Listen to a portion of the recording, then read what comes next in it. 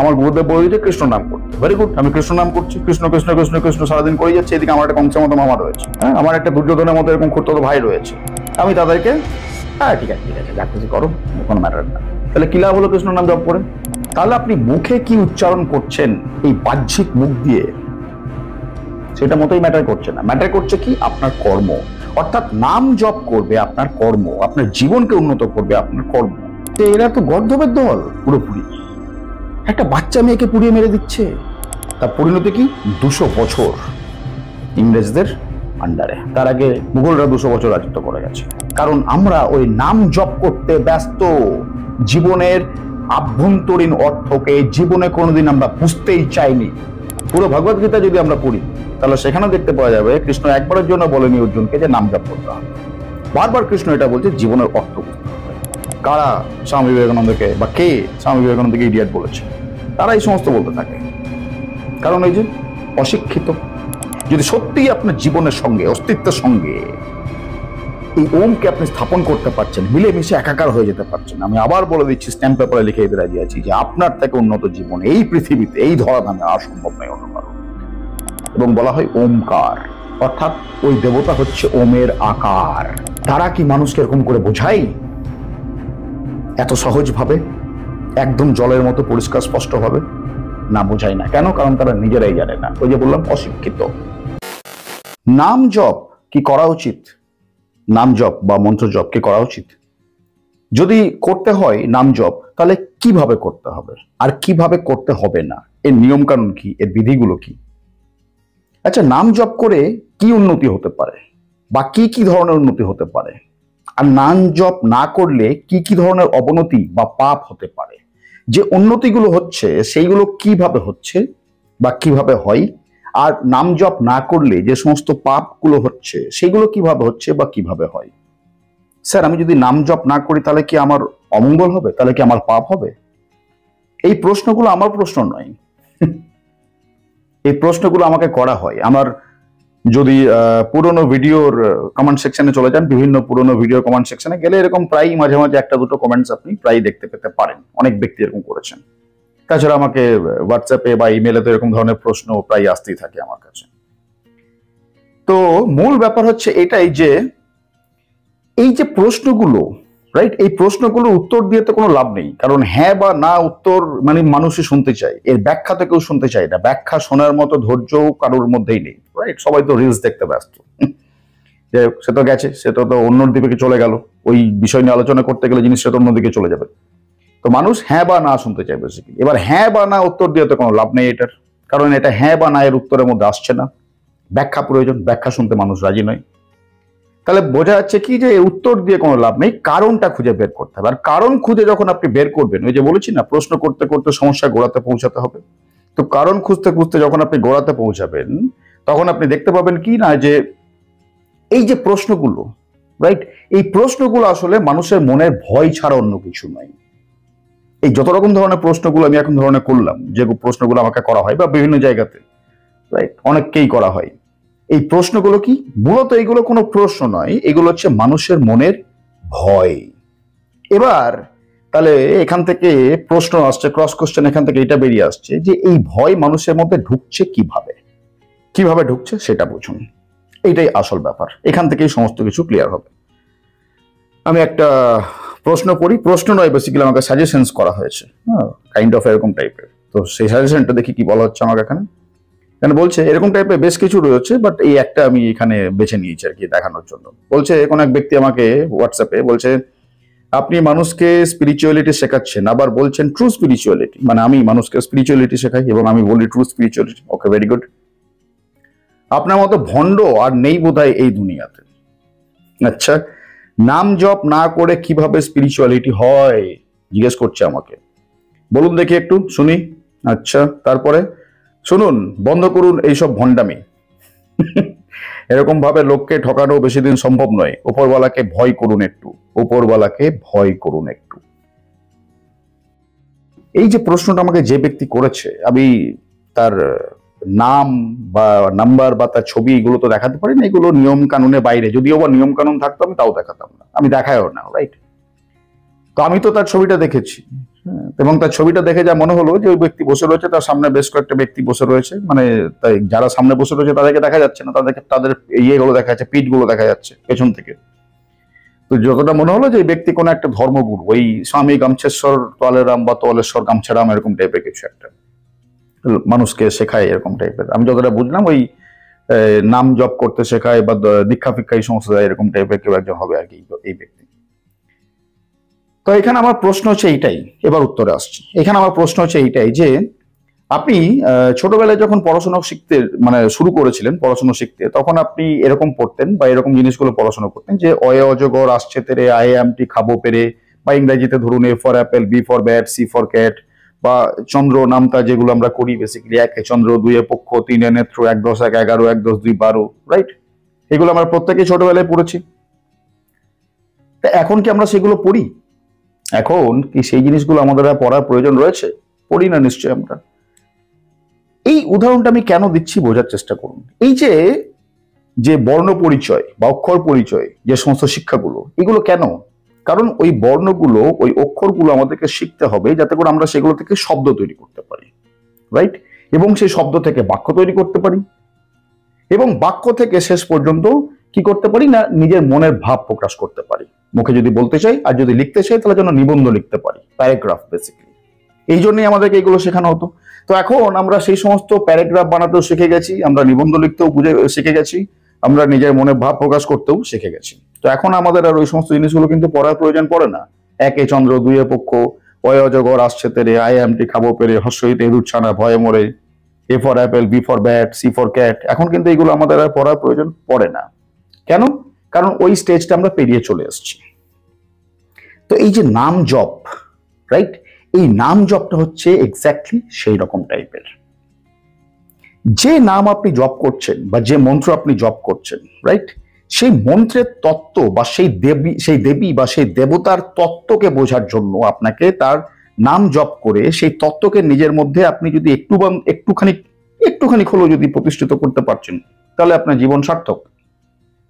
100 ভাগের মধ্যে 1 ভাগ ভুলে যান, সে 100 ভাগের মধ্যে 1 ভাগ, তারও আবার 100 ভাগের 1 ভাগ, অর্থাৎ 0.001%। অর্থাৎ যে দেবী বা দেবতার আপনি নাম জপ করছেন বা যে দেবী বা দেবতার মন্ত্র আপনি উচ্চারণ করছেন, সেই দেবীর যে তত্ত্ব বা সেই দেবতার যে তত্ত্ব, সেই তত্ত্বের সিকি ভাগ, অর্থাৎ সেই মানে কি বলবো, একদম নখের ময়লার মতো একটা ছোট্ট অংশ যদি আপনি শিখতে পারছেন, যে জীবনে অ্যাপ্লাই করতে পারছেন, তাহলে আপনার জীবন উন্নত।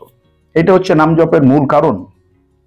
তো যখন আপনি সেই তত্ত্বগুলো নিজের ভেতরে প্রতিষ্ঠিত করতে শুরু করে দিচ্ছেন বা শুরু করতে শিখে গেছেন, তারপরেও কি আপনাকে নাম জপ করতে হবে?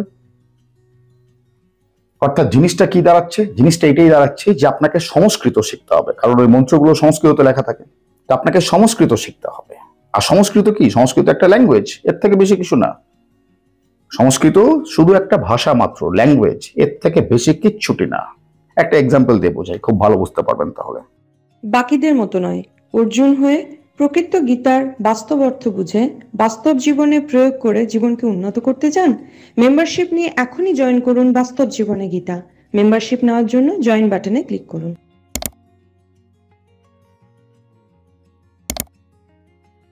একটা এক্সাম্পল দিয়ে বোঝাই, খুব ভালো বুঝতে পারবেন তাহলে। আমি একটা এখানে মন্ত্র বলবো, হ্যাঁ, মন্ত্রটা যেরকম টাইপের, ওং নমো সর্বমঙ্গলা মঙ্গলে শিবে সর্বার্থ সাধিকে শরণ্যে স্তম্ভকে গৌরী নারায়ণী নমস্তুতে, রাইট? এই মন্ত্রটা বললাম, সংস্কৃততে বললাম, রাইট? তো নাম জপ করলাম, আমি মন্ত্র জপ করলাম, এইটা অব্দি ঠিক আছে। কিন্তু যদি এইটার ব্যাখ্যা আমি করতে চাই তাহলে কিন্তু মুশকিল। এবার দেখুন ব্যাখ্যা করছি আমি। সর্বমঙ্গলা মঙ্গলে মানে যা কিছু পবিত্র ও মঙ্গলময় সেই সব কিছুর মূর্ত প্রতীক। শিবে মানে শিবের পত্নী বা শিবের সাথে যুক্ত, অর্থাৎ যিনি মঙ্গলদায়িনী। সর্বার্থ সাধিকে অর্থাৎ যিনি সকল প্রকার সম্পদ ও সিদ্ধি অর্থাৎ আকাঙ্ক্ষা পূরণ বা প্রদায়িনী। শরণ্যে, শরণ্যে বলতে যিনি সকলের আশ্রয় বা শরণাগত হওয়ার স্থান। স্ত্র্যম্বকে মানে ত্রিনয়নী বা 3 চোখ যুক্ত। তৃতীয় চোখ মানে ভিতরের চোখ, এইটুকু জানেন নিশ্চয়ই, এই কপালের চোখ নয়, রাইট? তারপর কি গৌরী, গৌরী বলতে যিনি গৌর বর্ণা বা দেবী পার্বতী। নারায়ণী, নারায়ণী বলতে নারায়ণীর নাম যিনি বিষ্ণু সহোদরা অর্থাৎ দেবী দুর্গা। এবং নমস্তুতে অর্থাৎ তাকে প্রণাম করি বা তার কাছে নতমস্তক হই। এই যে এবার ব্যাখ্যাটা যদি আমি বলি তাহলে কিন্তু সমস্যা হয়ে গেল, এটা কিন্তু আর নাম জপ হলো না। এটা কিন্তু নাম জপ বা মন্ত্র জপ হলো না। এর আগে যেটা সংস্কৃত উচ্চারণ করলাম সেটা ঠিক ছিল, কিন্তু এই যে ব্যাখ্যাটা করলাম সহজ ভাষায়, বাংলা ভাষায়, এটা করলে চলবে না। ওই ভাষাটাকে গুরুত্ব দিতে হবে। মানে বেসিক্যালি এরা কি করছে, এরা একটা ল্যাঙ্গুয়েজকে গুরুত্ব দিচ্ছে, এরা জীবনের আধ্যাত্মকে বা জীবনের দর্শনকে বা জীবনের শিক্ষাকে গুরুত্ব দিচ্ছে না। দেখে থাকবেন আজকাল প্রায় এরকম ইউটিউবে এরকম টাইপের ওই বিভিন্ন রকম ধরনের স্বামী গামছেশ্বর, তোয়ালে রাম, তোয়ালেশ্বর, গামছারাম, মহারাজদের মধ্যে এরকম আজকাল প্রায় খটোমটো লেগেই রয়েছে। কেউ চলে যাচ্ছে কোনো একটা আলতু ফালতু পডকাস্ট চ্যানেলে বা নিজের চ্যানেলে, কেউ কিছু ভুলভাল বলে দিচ্ছে, অন্য কোনো একটা স্বামী গামছেশ্বর, তোয়ালেরাম বা অন্য কোনো একটা তোয়ালেশ্বর, গামছারাম, স্বামীজি মহারাজের সম্বন্ধে, ব্যাস এই সমস্ত চলছে। এদের মানে বললাম তো, এদের লিমিট ওই পর্যন্ত, এদের অস্তিত্ব এইটুকু পর্যন্ত। তোয়ালে গামছা এরকমই এদের নাম হওয়া উচিত। আজকাল এই রিসেন্ট বোধহয় ইউটিউবে একটা ঘটেছে এরকম টাইপের ঘটনা, খুব হাওয়া গরম এই জিনিসটা নিয়ে।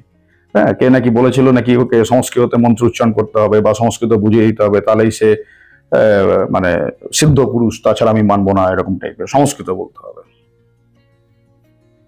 বুঝতে পারছি মূল বিষয়টা কোথায় যাচ্ছে। নাম জপ, রাইট? নাম বলতে কি বুঝলাম আমরা, যে দেবতার নাম জপ, অর্থাৎ জীবনকে সেই দেব তুল্য করে তোলা, নিজের জীবনকে সেই দেব তুল্য করে তোলা। আর দেব তুল্য করতে হলে, মানে দেব তুল্য বলতে কি বুঝতে পারছি আমরা এখান থেকে, জীবনকে উন্নত করা। আর জীবনকে উন্নত করতে হলে আপনি মুখে কি বলছেন সেইটা বেশি ম্যাটার করে, নাকি আপনি কর্মের মাধ্যমে কি করছেন সেটা বেশি ম্যাটার করে? খুবই কমন প্রশ্ন, উত্তর দিন। এবং জেনুইনলি এর উত্তর এটাই আসবে যে আমি মুখে কি বলছি সেটা নয়, আমি কর্মের মাধ্যমে কি করছি সেটা বেশি ইম্পর্টেন্ট। যদি জীবনকে সত্যি উন্নত করতে হয়, তাহলে আপনি মুখে কি উচ্চারণ করছেন এই বাহ্যিক মুখ দিয়ে, সেটা মোটেই ম্যাটার করছে না। ম্যাটার করছে কি আপনার কর্ম, অর্থাৎ নাম জপ করবে আপনার কর্ম, আপনার জীবনকে উন্নত করবে আপনার কর্ম। আপনি মুখে কি উচ্চারণ করছেন সেটা মোটেই ম্যাটার করছে না। অর্থাৎ এরকম টাইপের নয় যে আমি একরকম ধরনের কর্ম করে যাব, সেই কুকর্ম, অকর্ম, আলতু ফালতু জিনিস, লোকের ক্ষয়ক্ষতি করা, আজে বাজে চিন্তা ভাবনা করা, জীবনকে আজে বাজে দিকে চালিত করা, এই সমস্ত আমি কর্ম করে যাচ্ছি। কিন্তু সকালবেলা হয়ে গেছে 6টার সময় আমাকে নাম জপ করতে হবে, বিকেলবেলা হয়ে গেছে 5টার সময় আমাকে নাম জপ করতে হবে, যাই আমি গিয়ে একটু বসে নাম জপ করি না। আজকাল তো আবার ওই সমস্ত গোনার মেশিনও বেরিয়ে গেছে, এতবারই কাউন্ট করে করতে হবে, তার থেকে বেশি কিছু একটা সংখ্যা বলে দেওয়া হচ্ছে আর কি। মানে ব্যাপারটা কি, আমার কর্ম গায়ে গুজরা, কর্ম পাতে দেওয়ার যোগ্য নয়, কিন্তু আমি মুখে কি উচ্চারণ করছি সেটা বেশি ইম্পর্টেন্ট। ইংরেজরা ভারতে এমনি এমনি রাজত্ব করতে পারেনি। আমি মোটেই ইংরেজদেরকে তার জন্য দোষ দিই না, দোষ আমাদের ভারতীয়দের। কি দেখছে এখানে এসে ইংরেজরা? ইংরেজরা এসে এখানে দেখছে এরা তো গর্দভের দল পুরোপুরি, একটা বাচ্চা মেয়েকে পুড়িয়ে মেরে দিচ্ছে। হ্যাঁ, সতীদাহ প্রথার কথা বলছে। আপনি হয়তো ভাববেন যে এবার শ্বশুরবাড়ির লোকেরা পুড়িয়ে মেরে ফেলতো, না তা নয়। তাকে পোড়াতো, ওই বাচ্চা মেয়েটিকে পোড়াতো তার নিজের বাবা মা। তার নিজের বাবা মা দেখতে পাচ্ছে যে যে বুড়োটার সঙ্গে ওই বাচ্চা মেয়েটা বুড়ো বিয়ে দিচ্ছে, মেয়েটার বয়স হয়তো 8, 10, 12 এরকম টাইপের, আর ওই বুড়োর বয়স হয়তো 70, 75, 80 হয়ে গেছে। তার বাবা মা ভালো করেই জানে, বাড়ির লোক ভালো করেই জানে যে এই বুড়ো আগামী 1-2 বছরের মধ্যে টপকে যাবে, তাও জেনে শুনে বিয়ে দিল। এবং জানে ওই বুড়ো টপকে গেলে ওকে তো পোড়াবে, ওর সাথে আমার মেয়েকেও পুড়িয়ে মেরে ফেলবে। তার আসলে ওই বাচ্চা বাচ্চা মেয়েদেরকে কারা পুড়িয়ে মারতো? তার শ্বশুরবাড়ির লোকেরা নাকি তার নিজের বাবা মারা? তো ইংরেজরা এসে দেখলো ভারতে তখন এই সমস্যা চলছে, এ তো গর্দভের দল, এদেরকে যা বোঝাবো তাই বুঝবে, এদেরকে যা করাবো তাই করবে, শুধু একটু ট্রিক্স অ্যাপ্লাই করতে হবে। ডিভাইড অ্যান্ড রুল করে দিল, করে দিল। তার পরিণতি কি? 200 বছর ইংরেজদের আন্ডারে। তার আগে মুঘলরা 200 বছর রাজত্ব করে গেছে। তার যদি ইতিহাস ঘাটি, তারও আরো অনেক রকম পাওয়া যাবে বিদেশি শক্তি ভারতের পর এখানে, ভারতের উপর এসে এখানে এরকম ভাবে রাজত্ব করে গেছে। কেন? কারণ আমরা ওই নাম জপ করতে ব্যস্ত, জীবনের আভ্যন্তরীণ অর্থকে জীবনে কোনোদিন আমরা বুঝতেই চাইনি। দোষ আমাদের, ওই সমস্ত বিদেশি শক্তিদের নয়। কি করতে এসেছিল ইংরেজরা? এখানে মশলা বিক্রি করতে এসেছিল, আর ঢুকেছিল প্রথমেই এই আমাদের ভারতের পূর্ব দিকের অঞ্চলে, মানে আমাদের এই পশ্চিমবঙ্গ এই দিকটা বাংলার অঞ্চলে, যার জন্য তারা তাদের কোম্পানির নামও দিয়েছিল ইস্ট ইন্ডিয়া কোম্পানি। টুকটাক কিছু মশলাপাতির ব্যবসা করতে এসেছিল। সেইখান থেকে তারা 200 বছর রাজত্ব করে চলে গেল আমাদের উপর। কেন? কারণ আমরা গর্ধব দায়ী। যারা জীবনকে বুঝেছে, যারা জীবন সম্বন্ধে আমাদেরকে বুঝিয়েছে, যারা জীবন সম্বন্ধে আমাদেরকে বোঝানোর জন্য তাদের পুরো জীবন উৎসর্গ করে দিয়েছে, তাদের মুখে কখনো এরকম টাইপের আপনি এরকম গর্ধবের মতো শুনতে পাবেন না যে সারাদিন নাম জপ করো। আপনি গৌতম বুদ্ধকে দেখুন, পাবেন না, কোনোদিন এরকম টাইপের শুনতে পাবেন না যে নাম জপ করে যাও, বাকি কর্ম গুলি মেরেছে নিকুচি করো, নাম জপ করে যাও, শুনতে পাবেন না। আপনি স্বামী বিবেকানন্দকে দেখুন, শুনতে পাবেন না যে নাম জপ করে যাও। কি বলে এনারা? জীবনের গুরুত্ব বুঝতে বলে, জীবনের কর্মকে উন্নত করতে বলে, রাইট? আপনি সন্ত কবির মহারাজকে দেখুন, তার মুখে সমস্ত কিছু শুনতে পাবেন না। আপনি এখনকার এই রিসেন্ট কিছুদিন আগেকার যে গ্রেট ফিলোসফার আমাদের একজন ভারতের কৃষ্ণমূর্তি, ওনাকে দেখুন, শুনতে পাবেন না। যারা জীবনকে সত্যিই বুঝেছে তাদের মুখে আপনি এরকম টাইপের বক্তব্য কখনোই শুনতে পাবেন না।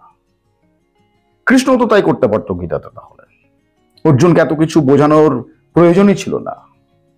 এটাই তো বলেই দেবো, তাই এই সমস্ত গীতা ফিতা শোনার আপনার নিকুচি করেছে। এই কৌরব তোমরা এসো, অর্জুন পাণ্ডব তোমরা এসো, সবাই এখানে লাইন করে বসো, একের পর এক লাইন করে বসো। আমি তোমাদেরকে একটা মন্ত্র দিচ্ছি আর মালা দিয়ে দিচ্ছি, বসে বসে জপ করো, তোমাদের উন্নতি হয়ে যাবে। করেছে কৃষ্ণ সেটা? না। পুরো ভগবত গীতা যদি আমরা পড়ি তাহলে সেখানে দেখতে পাওয়া যাবে কৃষ্ণ একবারের জন্য বলেনি অর্জুনকে যে নাম জপ করতে হবে। বারবার কৃষ্ণ এটা বলছে জীবনের অর্থ বুঝতে হবে, দর্শন বুঝতে হবে, ফিলোসফি বুঝতে হবে, নিজের চেতনাকে উন্নত করতে হবে। কৃষ্ণ বারবার এই একই কথা বলে যাচ্ছে, সেই একই কথা বুদ্ধ বলছে, সেই একই কথা স্বামী বিবেকানন্দ বলছে, সেই একই কথা কৃষ্ণমূর্তি বলছে, সেই একই কথা সন্ত কবির মহারাজ বলছে। কিন্তু আমরা তো তাদেরকে শুনবো না। কেন? কারণ তাদের কথা শুনলে পরিশ্রম করতে হবে, খাটাখাটনি করতে হবে, ঘাম ঝরাতে হবে, রক্ত ঝরাতে হবে। আমরা তাদের কথা শুনবো না। আমরা ওই সমস্ত অশিক্ষিত, ওই সমস্ত গামছেশ্বর তোয়ালেরা, আমার তোয়ালেশ্বর গামছার আমাদের মহারাজদের কথা শুনবো। অশিক্ষিত বলতে এটা মনে করবেন না আমি তাদেরকে এটা বলছি না যে তাদের একাডেমিক কোয়ালিফিকেশনস নেই। আমি ভালো করে জানেন, আমার ভিডিও যারা রেগুলার ফলো করেন, যে আমি এই সমস্ত একাডেমিক কোয়ালিফিকেশনস খুব একটা পাত্তা দিই না। আমি পাত্তা দিই একমাত্র আধ্যাত্মিক জ্ঞানকে, জীবনের জ্ঞানকে, জীবনের দর্শনকে, জীবনের ফিলোসফিকে। তো তাদের মধ্যে তো এই সমস্ত কিছু নেই, ওই জন্য আমি তাদেরকে অশিক্ষিত বলছি। তো আমাদের ম্যাক্সিমাম লোকের টেন্ডেন্সি ওই সমস্ত অশিক্ষিত লোকরা কি বলছে তাদের মুখ থেকে আমরা শুনবো। কেন? কারণ ওখানে কিছু পরিশ্রম করতে হবে না। তারা বলছে আমাদেরকে কেন মালা ধরনের জব করো, হয়ে গেল, পরিশ্রম তো কিছু করতে হবে না, ফাঁকিবাজি বেসিক্যালি। এতে দুই পক্ষেরই অহম ফুলফিল হচ্ছে, দুই পক্ষেরই ডিজায়ার্স বা দুই পক্ষেরই যে সমস্ত ডিমান্ডস গুলো রয়েছে সেগুলো ফুলফিল হয়ে যাচ্ছে। ওই গুরুদেব প্রচুর শিষ্য পেয়ে যাচ্ছে, আর এই সমস্ত মানুষরাও এমন একটা গুরুদেব পেয়ে গেল যে খুব সহজে বলে দিলে টুক টুক টুক টুক করে করতে থাকো রাধা রাধা রাধা কৃষ্ণ কৃষ্ণ কৃষ্ণ কৃষ্ণ, বাস টোটা পাখির মতো, তোতা পাখির মতো, টিয়া পাখির মতো করতে থাকো, জীবন তোমার উন্নত হয়ে যাবে। ঘোড়ার ডিম কোথায় হচ্ছে? পরিণতি কি হলো? 200 বছর ইংরেজদের রাজত্ব, তার আগে 200 বছর মুঘলদের রাজত্ব, তারও আগে কত যে বিদেশি শক্তি তার না ঠিক। আর যদিও বা এখন কেউ রাজত্ব করছে না ভারতবর্ষে, তবুও জীবনের মান কই নেই। কোথায় আমাদের জীবনের মান উন্নত? আমাদের জীবনের মান তো দিনকে দিন অনুন্নত হচ্ছে। কেন? কারণ আমরা জীবনকে পাত্তা দিই না, আমরা জীবনকে পাত্তা দিই না, আমরা জীবনের কর্মকাণ্ডকে পাত্তা দিই। এই জন্য আজকে আমাদের এরকম পরিণতি, না ঘরকা না ঘাটকা। সুতরাং কি বোঝা যাচ্ছে? যে জীবনকে উন্নত করতে গেলে আপনি মুখে কি বিড়বিড় বিড়বিড় করছেন সেটা মোটেই ম্যাটার করছে না, কি উচ্চারণ করলেন না করলেন বিন্দুমাত্র ম্যাটার করছে না। ম্যাটার করছে এইটাই যে আপনার কর্ম, আপনার কর্ম বলে দেবে যে আপনার জীবনের মান কিরকম। আপনি মুখে কি উচ্চারণ করলেন সেটা না।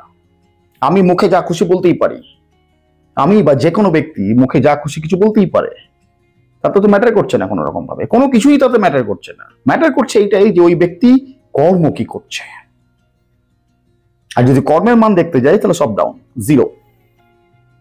আমি কেন বলবো যে মুখ দিয়ে আমি কি করছি না করছি? আমার কর্ম বলবে। জীবন তো এরকম টাইপের নয় যে সারাদিন এই অকর্ম কুকর্ম করে যাচ্ছি। আমি কৃষ্ণের নাম জপ করছি, কিন্তু এদিকে আমার একটা কংসের মতো মামা রয়েছে, আমি তাকে গিয়ে প্রণাম করছি। আমি আমার গুরুদেব বলেছে কৃষ্ণ নাম করতে, ভেরি গুড, আমি কৃষ্ণ নাম করছি, কৃষ্ণ কৃষ্ণ কৃষ্ণ কৃষ্ণ সারাদিন করে যাচ্ছে, এদিকে আমার একটা কংসের মতো মামা রয়েছে, হ্যাঁ, আমার একটা দুর্যোধনের মতো এরকম খুঁড়তো ভাই রয়েছে বা জ্যাঠতো ভাই রয়েছে। আমি তাদেরকে হ্যাঁ ঠিক আছে ঠিক আছে যা খুশি করো, কোনো ম্যাটার না। তাহলে কি লাভ হলো কৃষ্ণ নাম জপ করে? বললাম তো, আপনি স্বামী বিবেকানন্দকে কখনো এরকম ধরনের কথা বলতে দেখতে পাবেন না যে এরকম ধরনের অকারণে অর্থ না বুঝে নাম জপ করতে থাকো। হ্যাঁ, স্বামী বিবেকানন্দকে যারা ইডিয়েট বলে তাদের মুখ থেকে এরকম আপনি বক্তব্য শুনতেই পেতে পারেন। বুঝতেই পারছেন আমি কাদেরকে বলতে চাইছি, কারা স্বামী বিবেকানন্দকে বা কে স্বামী বিবেকানন্দকে ইডিয়েট বলেছিল। তারা এই সমস্ত বলতে থাকে, কারণ ওই যে অশিক্ষিত, রাইট? তো জীবন, আপনার জীবন কিরকম সেটা আপনার কর্ম ডিসাইড করবে। আপনি মুখে কি উচ্চারণ করছেন সেটা মোটেই না। সংস্কৃত একটা শব্দ মাত্র, সংস্কৃত একটা ল্যাঙ্গুয়েজ মাত্র। ওই সংস্কৃতের মতোই বাংলা একটা ল্যাঙ্গুয়েজ, ওই সংস্কৃতের মতো হিন্দি একটা ল্যাঙ্গুয়েজ, ওই সংস্কৃতের মতো ইংলিশ একটা ল্যাঙ্গুয়েজ, ওই সংস্কৃতের মতো স্প্যানিশ, জাপানিজ, চাইনিজ, এগুলো সব একটা ল্যাঙ্গুয়েজ। সো ল্যাঙ্গুয়েজ ইম্পর্টেন্ট নয়, অর্থ না বুঝে কোনো শব্দ উচ্চারণ করা ইম্পর্টেন্ট নয়। এই শব্দ, আচ্ছা এই শব্দ বলাতে ধ্বনি, বেসিক্যালি শব্দ বাংলা, ভালো বাংলায় বলতে গেলে ধ্বনি।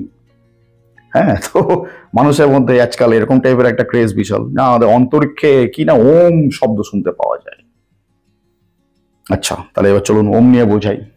জীবনের সমস্যাগুলো দূর করার জন্য যদি পার্সোনাল কনসালটেশন নিতে চান তাহলে হোয়াটসঅ্যাপে যোগাযোগ করতে পারেন এই নম্বরে। আচ্ছা, তাহলে এবার চলুন ওম নিয়ে বোঝাই।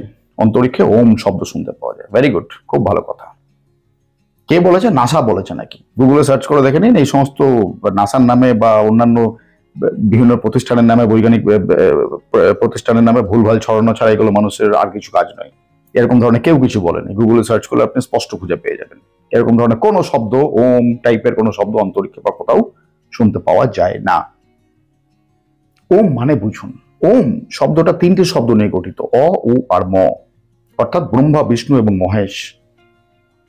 অ বলতে ব্রহ্মা অর্থাৎ সৃষ্টি, উ বলতে বিষ্ণু অর্থাৎ পালন অর্থাৎ স্থিতি, এবং ম অর্থাৎ মহেশ্বর অর্থাৎ বিনাশ। অর্থাৎ ওম বলতে কি বোঝালো? সৃষ্টি, স্থিতি, বিনাশ। অর্থাৎ এই বিশ্ব ব্রহ্মাণ্ডে যা কিছু রয়েছে, ইনক্লুডিং আপনি আমি, আমাদের সম্পর্ক, আমাদের ইচ্ছা, আমাদের ভালোবাসা, আমাদের চাওয়া পাওয়া, আমাদের খারাপ লাগা, আমাদের ভালো লাগা, প্রত্যেকটা জিনিস, আমাদের সম্পর্ক, মানুষজন, প্রত্যেকটা জিনিস, ইচ অ্যান্ড এভরিথিং ওম। সৃষ্টি হয়েছে, কিছুদিন থাকবে স্থিতি, এবং তারপরে সে বিনাশ হয়ে যাবে। শ্রীকৃষ্ণের যদুবংশ পর্যন্ত বিনাশ হয়ে গেছে। তো আমি আপনি বা আমাদের চাওয়া পাওয়া, আমাদের সম্পর্ক, আমাদের ইচ্ছা, এগুলো তো চুটকি মেরে এক্ষুনি উড়িয়ে যাবে একদম। কিন্তু আমাদের ভেতরে অহংবৃত্তি সেগুলো ধরে রাখতে চাই। ওই জন্য আমরা ওমকে জীবনে স্থাপন করতে পারি না। ওম এই শব্দটা আপনি যদি জীবনে স্থাপন করতে পারছেন, আপনার থেকে উন্নত ব্যক্তি এই ধরাধামে আর সম্ভব নয়। আমি আপনাকে স্ট্যাম্প পেপারে লিখে দিতে পারি, যদি সত্যিই আপনার জীবনের সঙ্গে, অস্তিত্বের সঙ্গে এই ওমকে আপনি স্থাপন করতে পারছেন, মিলেমিশে একাকার হয়ে যেতে পারছেন, আমি আবার বলে দিচ্ছি, স্ট্যাম্প পেপারে লিখে দিতে রাজি আছি যে আপনার থেকে উন্নত জীবন এই পৃথিবীতে, এই ধরাধামে আর সম্ভব নয় অন্য কারোর পক্ষে। সৃষ্টি, স্থিতি, বিনাশ। এবার আপনি যে কোনো দেবতার নাম করুন, যে কোনো দেবতার নাম করুন, দেখুন প্রত্যেকটা দেবতার নামের আগে ওম লাগানো হয় এবং বলা হয় ওমকার। অর্থাৎ ওই দেবতা হচ্ছে ওমের আকার। ওম হচ্ছে নিরাকার, নির্বিকার, ওমের কোনো আকার নেই, রাইট? তো সেই ওমের আকার হিসাবে বিভিন্ন রকম দেবদেবীকে পুরোনো দিনের ঋষি মনীষীরা কল্পনা করেছেন। তো সেই জন্য বলা হয় ওমকার। এবার আপনি যে কোনো দেবতার নাম দিন, বেসিক্যালি সেই দেবতা এই একই জিনিস ওমের সঙ্গে সম্পর্কিত, ওই জন্য বলা হয় ওম। যে কোনো দেবী দেবতার নাম নেওয়ার আগে বলা হয় ওম, ওমকার, ওমের আকার, অর্থাৎ ওই দেবী বা দেবতা ওমের আকার। করি আমরা এরকম ভাবে জীবনকে পরিচালনা? এই দর্শনগুলো, এই ফিলোসফি গুলো আমরা কোনোদিন বোঝার চেষ্টা করেছি? করিনি। আমাদের জীবনে প্রত্যেক দিন কিছু না কিছু আসছে, অর্থাৎ সৃষ্টি হচ্ছে, কিছু না কিছু দিন সেটা স্টে করছে, অর্থাৎ সেটা স্থিতি হচ্ছে, কিছুদিনের জন্য স্থিত হচ্ছে, এবং তারপরে সেটা চলে যাচ্ছে, বিনাশ হয়ে যাচ্ছে। ওম, অ, উ, ম, সৃষ্টি, স্থিতি, বিনাশ। এই নিয়মকে আপনি যদি নিজের জীবনে গেঁথে নিতে পারছেন, তাহলে আপনার থেকে উন্নত ব্যক্তি আর কি বা হতে পারে? প্রত্যেকটা সকালের সন্ধ্যাবেলায় রয়েছে, রাত্রিবেলায় রয়েছে। এই পৃথিবীতে আজ পর্যন্ত যতবার সূর্যোদয় হয়েছে ততবার সূর্যাস্ত হয়েছে। আজকে যে সূর্যটা উদয় হয়েছে তারও অস্ত হয়ে যাবে, আজকে যে সকালটা হয়েছে তারও রাত্রি হবে। প্রত্যেকটা জিনিস এই দুনিয়ার ঠিক এরকম ভাবে চলছে। আমি আপনি কে সেটাকে আটকানোর? সুতরাং এই ওম উচ্চারণ করা মানে ওমের এই তত্ত্বকে নিজের জীবনে স্থাপন করা, তার সঙ্গে মিলেমিশে একাকার হয়ে যাওয়া। আমার জীবনে কিছু এসেছে, সেটা কিছুদিন ছিল, হ্যাঁ ছিল, বা এখনো রয়েছে, এবার সেটা চলে যাবে, বা এখনো যায়নি, চলে যাওয়ার সময় হয়ে গেছে বা চলে গেছে, হ্যাঁ আমি অ্যাকসেপ্ট করে নিয়েছি, অ্যাকসেপ্টেড। হলো আপনার জীবন উন্নত, হলো আপনার কর্মের মাধ্যমে মন্ত্র জপ করা বা নাম জপ করা। এইভাবে কর্মের মাধ্যমে নাম জপ করতে হয়।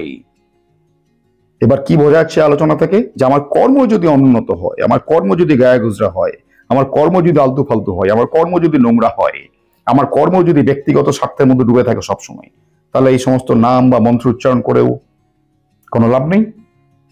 আর যদি আমার কর্ম ঠিকঠাক থাকে তাহলে এই সমস্ত নাম বা মন্ত্র আমি উচ্চারণ করলাম বা না করলাম তারই বাকি যায় আসে। ভালো করে বুঝুন, সিচুয়েশন দুটো। প্রথম সিচুয়েশন কি, যে আমার কর্ম যদি এরকম ভাবে উন্নত হয়ে যায়, অর্থাৎ ওমকে আমি আমার জীবনে স্থাপন করতে পারি যেরকম ভাবে ব্যাখ্যা করলাম, রাইট, তাহলে এই নাম উচ্চারণ করি আর না করি তাতেই বা কি যায় আসে, কোনো কিছু যায় আসছে না। আর দ্বিতীয় সিচুয়েশন কি, যদি আমার কর্ম অনুন্নত হয়, অবনত হয়, জায়গায় গুজরা হয়, তাহলে আমি যতই নাম উচ্চারণ করি, যতই আমি মন্ত্র উচ্চারণ করি, কিছুই হবে না, কোনো লাভ নেই। বুঝতে পারছি? তো এইভাবে জীবনের দর্শনকে বুঝতে হয়। এবার আমার প্রশ্ন হচ্ছে এইটাই, এই গন্ডমূর্খকে, যে যারা এরকম ধরনের প্রশ্ন করেছে, ভগবানকে ভয় করুন, উপরওয়ালাকে ভয় করুন, আধ্যাত্মিকতা শেখাচ্ছেন, মানুষকে ট্রু স্পিরিচুয়ালিটি শেখাচ্ছেন, ভণ্ডামি করছেন আপনি, মানুষকে বোকা বানাচ্ছেন, এই সমস্ত গন্ডমূর্খদের কাছে প্রশ্ন এবার আমার, তারা কি মানুষকে এরকম করে বোঝায় এত সহজ ভাবে, একদম জলের মতো পরিষ্কার স্পষ্ট ভাবে? না, বোঝায় না। কেন? কারণ তারা নিজেরাই জানে না। ওই যে বললাম, অশিক্ষিত। এখানে পুঁথিগত শিক্ষার কোনো প্রয়োজন নেই, কিন্তু স্টিল তারা জানে না। কেন? ওই যে বললাম, অশিক্ষিত। জীবন দর্শন তারা বোঝে না। এবার প্রশ্ন হচ্ছে এইটাই, তাহলে কি এই নাম জপ পুরোপুরি ফালতু জিনিস? এটা একটা ইম্পর্টেন্ট প্রশ্ন। তাহলে কি নাম জপ পুরোপুরি ফালতু জিনিস? এটাকে কি একদম মানে ধুয়ে মুছে পরিষ্কার করে দেওয়া উচিত? এইরকম ধরনের জিনিসপত্র যেন না থাকে তাহলে আমাদের ধর্মে বা আধ্যাত্মিকতায় বা স্পিরিচুয়ালিটিতে। না, এরকম টাইপের নয়, থাকবে, থাকা প্রয়োজন। ওই যে বললাম প্রথমেই, যে আপনি প্রথমে কিরকম ভাবে শিখেছিলেন, অয় অজগর আসছে তেরে, অয় আমটি খাবো পেরে, সরি ভুল বলছি আমি, অয় অজগর আসছে তেরে, আমটি খাবো পেরে, হর্ষইতে ইঁদুর ছানা ভয়ে মরে, A for apple, B for bat, C for cat. সেই দিন ওটা শিখেছিলেন বলেই না তারপর আপনি শব্দ গঠন করতে শিখেছিলেন, সেখান থেকে বাক্য রচনা করতে শিখেছিলেন, তারপরে সেখান থেকে নিবন্ধ লিখতে শিখেছিলেন বা মনের ভাব প্রকাশ করতে শিখেছিলেন। অর্থাৎ যারা জীবনের অর্থ বুঝতে পারে না বা বুঝতে চায় না, রাইট, যারা সবসময় একটা জীবনকে ওই অহংবৃত্তি জনিত দিকে নিয়ে যাচ্ছে, জীবনকে ব্যক্তিগত স্বার্থের দিকে নিয়ে যাচ্ছে এবং পুরোপুরি নিজের জীবন এবং সাথে আশেপাশে তার সঙ্গী সাথী, আত্মীয় স্বজন, তার বন্ধু বান্ধব, তার পরিচিত ব্যক্তিদের নিজের জীবন এবং সেই সমস্ত ব্যক্তিদের একদম পুরো জলাঞ্জলি দিচ্ছে, তাদেরকে আকৃষ্ট করার জন্য, তাদেরকে বোঝানোর জন্য কিছুদিনের জন্য তাদেরকে নাম জপ করতে দেওয়া উচিত। এবং নাম জপ করতে করতে তাদেরকে এটাও বুঝিয়ে দেওয়া উচিত যে নাম আমি জপ করছি তার মাহাত্ম্য কি। ওই যে বললাম, আমি কৃষ্ণর নাম জপ করছি, এদিকে আমার একটা কংসের মতো মামা রয়েছে। আমি কৃষ্ণ নাম জপ করছি, এদিকে আমি দুর্যোধনকেও গলায় মানে নিজের হাত রেখে বন্ধু সেজে ঘুরে বেড়াচ্ছি। হ্যাঁ, দুর্যোধন আমার প্রিয় বন্ধু, এদিকে আমি কৃষ্ণের নাম জপ করছি। অর্থাৎ আমি যে নাম জপ করছি, যে দেবী বা দেবতার নাম জপ করছি বা ওম যদি জপ করছি, তার মাহাত্ম্য কি, তার তত্ত্ব কি, তার গুরুত্ব কি, তার ইম্পর্টেন্স কি। কিছুদিন আমি নাম জপ করতে করতে সেই গুরুত্বগুলো বুঝলাম। এবার এই গুরুত্বগুলো বুঝে গেলাম, গুরুত্বগুলো বোঝার পর অর্থাৎ আমি এবার কিন্তু শব্দ রচনা করতে, বাক্য রচনা করতে, নিবন্ধ লিখতে শিখে গেছি। এবার আমি নিজের মনের ভাব প্রকাশ করতে শিখে গেছি। এবার আমি সেই কর্মগুলোকে নিজের জীবনে স্থাপন করব, অর্থাৎ সেই সমস্ত কর্মের মাধ্যমে জীবনকে উন্নত করব। তখন আমি নাম জপ করলাম আর না করলাম কি যায় আসে। অর্থাৎ প্রিলিমিনারি স্টেজে, একটা প্রিলিমিনারি স্টেজের জন্য এটা গুরুত্বপূর্ণ, কিন্তু তার মানে এটা নয় যে সারা জীবন আমি তোতা পাখির মতো ওই একই জিনিস করে যাব।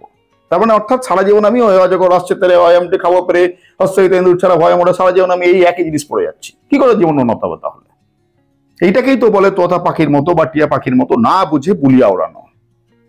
বুঝতে পারছি বিষয়টা, আশা করি ক্লিয়ার হচ্ছে এবার। সুতরাং নাম জপ এর অর্থটা বুঝতে হবে।